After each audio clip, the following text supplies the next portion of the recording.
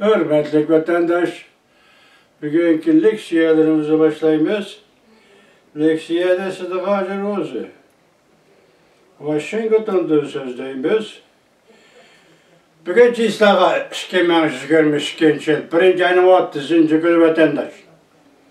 Vaziyet doğrusu gep kısak yanında bugünkü bizlerge teyarlıgan 4 parça leksiya yenile Barçilet Hanım'la Xitay tilida Şinjan Uyghur Abdunum Rayni bizning tilimizda mustamlika Uyg'uristonni jazo lageri tufayli ziyorat qilishiga munosabatli leksiyalar vatandosh. Bu leksiyalarga men 2-3 kundan beri qarayapmanki, masalan bu leksiyalar dedimmi, Barçilet Hanım'ning Uyg'uristonni ziyorat qilishiga 3-4 kundan beri qarayapmanki, Xitoy demokratlari deyilgan Torbetler'deki film işligüçüler ve obzorçulardan ben hazırgıca böyle Tayvan ciddi peytle yani halkılık peytle torbeteden başka torbetlerine bu doğruda haber tarqatqanlığını görüp bakmadım. Ya ki taze dikkat kılmaya kaldım mı bilmedim. Bu Xitay demokratları deb atalgan adamlar bu doğruda haber bir işi birnimi deyişi gerek idi, değil miydi? Ben şunundan bir noktunu görüp oldum ki vatandaş Xitay milletçiliğine zaten kandak milletçilik yani. Şuna bugün sizlerge sözleydiğin sözlerimiz yanıla Barçilet Hanım'ın mustamlika Uyg'uriston'ni ziyorat qilishiga munosabatlik leksiyalar. Birinchi mavzumunda Birleşken Devletler Teşkilatı Kişilik Hukuk Valisi Kişilik Olimpik murasimideki mustamlik Uyg'uristonni Şinjanni ziyorat qilish polisga girishdi. Barçiletning ishxonasi mundaq ta'kidladi. Avvalgi mavzular emas shumi bu? Barçiletning ishxonasi mundaq ta'kidladi. Nazorat qilishni qabul qilmaydigan ziyoratlar. Ya'ni bu ziyorat nazorat qilishni qabul qilmaydigan ziyoratlar. Mavzuli xabar 1-ayning 29-kuni Amerika ovozining Xitoy til programmasi e'lon qilindi.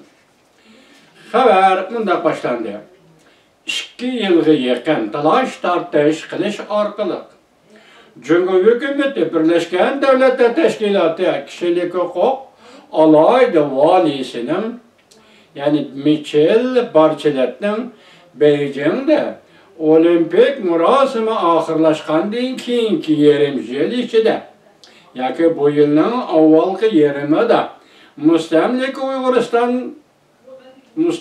Uyg'uristonni ya'ni Şinjanni ziyorat qilishga qo'shildi. Birleşken Devletler Teşkilatı Kişilik Hukuk Valisi ishxonasining bayonotchisi mundaq ta'kidladi. Ziyoratimiz ahamiyatli bo'lishi lozim. Ziyoratimiz nazorat qilinmasligi lozim.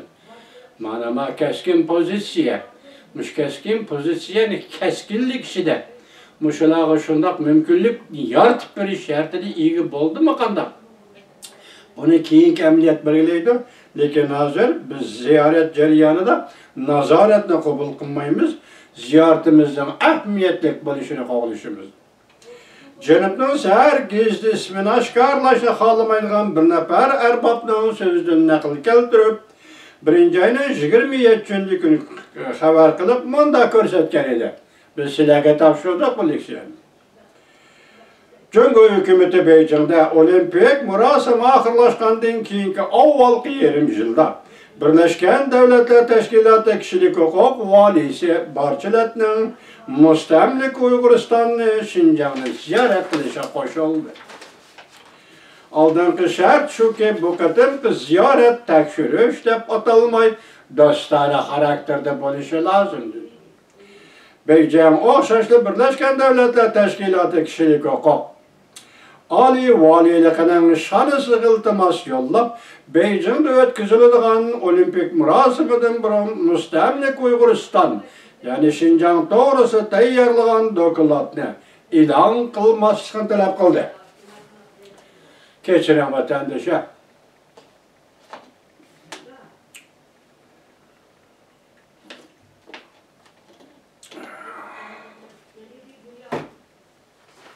Şunaq, Birleşken Devletler Teşkilatı Uyg'uriston to'g'risi yoki kishilik huquq to'g'risida tayyorlagan dokladni e'lon qilmaslikni talab qildi. Chunki taraf Şinjan'da yani Müstemlik Uyg'uristonda 1 milyon Uyg'ur nazarband qilindi degan so'zlar tarqalgandan beri Birleşken Devletler Teşkilatı kishilik huquq valisi barchalar Müstemlik Uyg'uristonni yani Şinjan'ni ziyorat qilish talabini o'ttirg'a qo'ydi.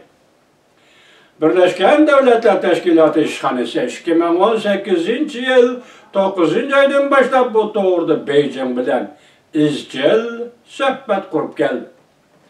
Barchilat va Birleşken Devletler Teşkilatı katibi Guterres bilan bir qancha qatim muhokama elib borgandan keyin Jungo Beijingda o'tkazilgan qishliq olimpik murosimi oxirlashgandan keyin ziyorat qilish do'stona ziyorat deb bekitildi. Tekshirish emas. Birleşken Devletler Teşkilatı kishilik huquq valisi ishxonasi o'tgan yili 9-oyda mundaq ko'rsatdi. Müstemlik Uyg'uristonning Şinjanning vaziyatini baholash Birleşken Devletler Teşkilatı kishilik huquq valiligining baholashi to'g'risidagi doklad oxirlashay deb qoldi. Kishilik huquq valiligi ishxonasi bayonotchisi yani Robert Colville o'tgan yili 12-oyda mundaq ko'rsatdi. Birleşken Devletler Teşkilatı kishilik huquq valisi ishxonasi oldimizdagi bir necha hafta ichida bu dokladni e'lon qiladi deb ko'rsatgan edi. Ayni chog'da buni yetkazgan edi sizlarga vatandoshlar.